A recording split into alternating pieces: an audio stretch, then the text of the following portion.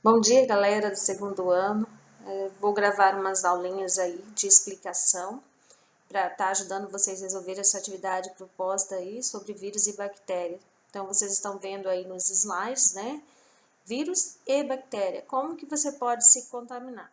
Pelo ar, né? O espirro e a tosse, pelas relações sexuais, pela água, pelo alimento ou por ferida. Você já deve, quem já fez o exercício ou leu os textos que eu pedi para ler e já fez, que é sobre vírus e bactérias, já deve ter percebido que algumas doenças pegam pelo ar, outro por relação sexual, outro pela água, alimentos e ferida. E é sobre isso que eu vou falar um pouquinho para vocês. E se alguém tiver alguma dúvida, presta atenção. Então vamos lá. Vamos lá, galera, falar de novo sobre vírus. Já tinha passado algumas informações por causa da pandemia, né? Sobre o coronavírus, mas vou falar especificamente do vírus, de vários tipos de vírus, não só do coronavírus, né? Os vírus, eles não estão incluídos no 5 reinos porque eles têm característica que aproxima dele de um ser vivo e característica que afasta. Vocês vão ver em alguns autores que consideram ele como ser vivo, outros não. Então, por que ele não é considerado um ser vivo? Porque ele não possui uma organização celular, ele não tem membrana plasmática, ele não tem um núcleo, ele não tem um citoplasma, que é toda a organização de uma célulazinha. Mas ele tem toda uma constituição e tem um material genético. Se vocês olharem aí nesses slides, ele tem um exemplo de um tipo de vírus, e esse tipo de vírus ele é DNA. Porque assim, o vírus se instala dentro de uma célula, né? E modifica o código genético dela.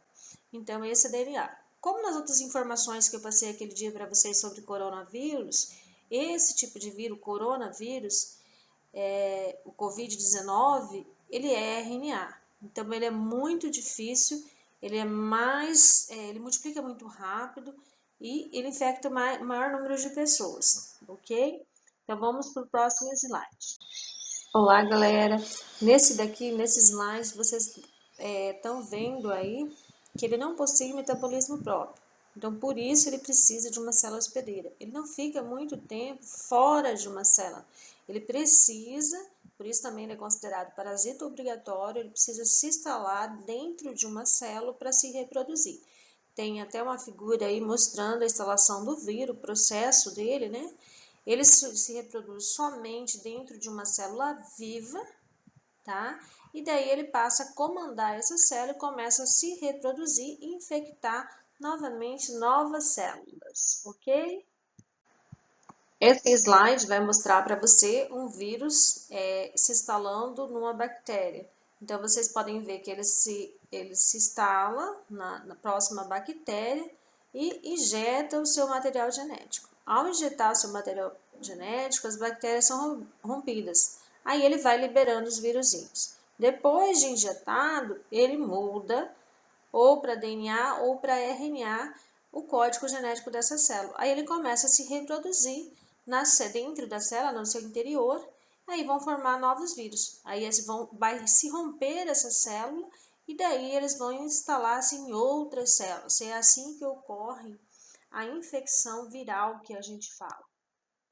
E é interessante vocês olharem bem esses slides, porque vai ajudar você a responder às atividades propostas sobre o vírus. Se vocês olharem lá no livro, a atividade que eu deixei sobre vírus é sobre as doenças provocadas. São várias doenças, são do 1 ao 9, né? Para você responder, tem que ler aquele texto, e o texto vai falar exclusivamente de vírus.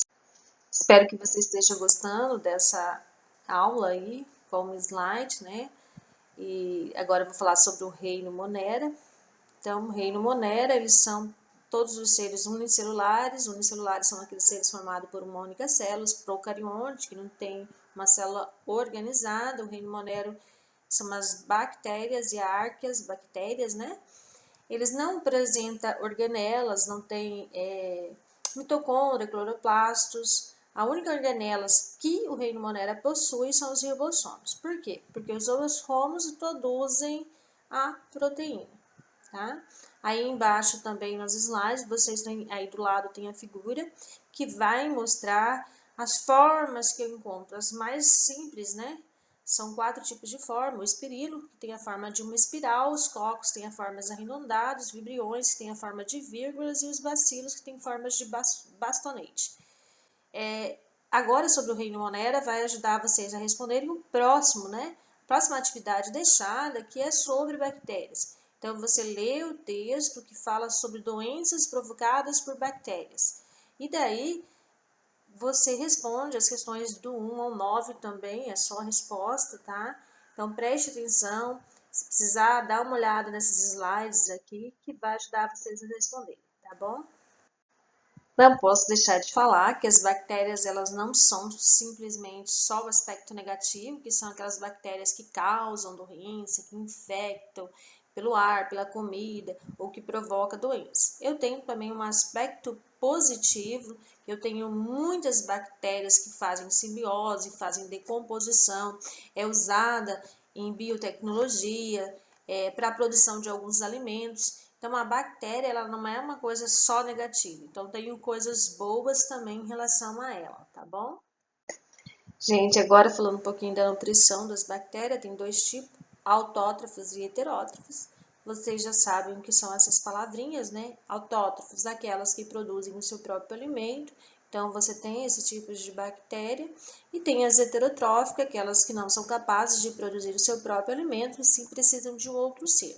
A saprófica, que tem um exemplo aí em heterotrófica, é aquela que decompõe matérias mortas.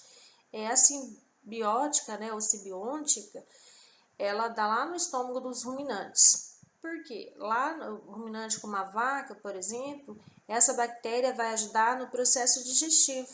Então, vai fazer a digestão. Eu tenho outras que são anaeróbicas obrigatórias, no caso a bactéria do tétano, né?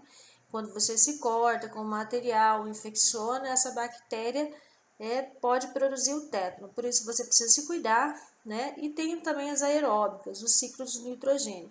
Então esse é o tipo de nutrição das bactérias. Bom, galera, esse é o nosso último slide. Vamos parar nossas aulas por aqui. Aí estão umas doenças provocadas, né, por bactéria, no texto que vocês vão ler do livro de vocês.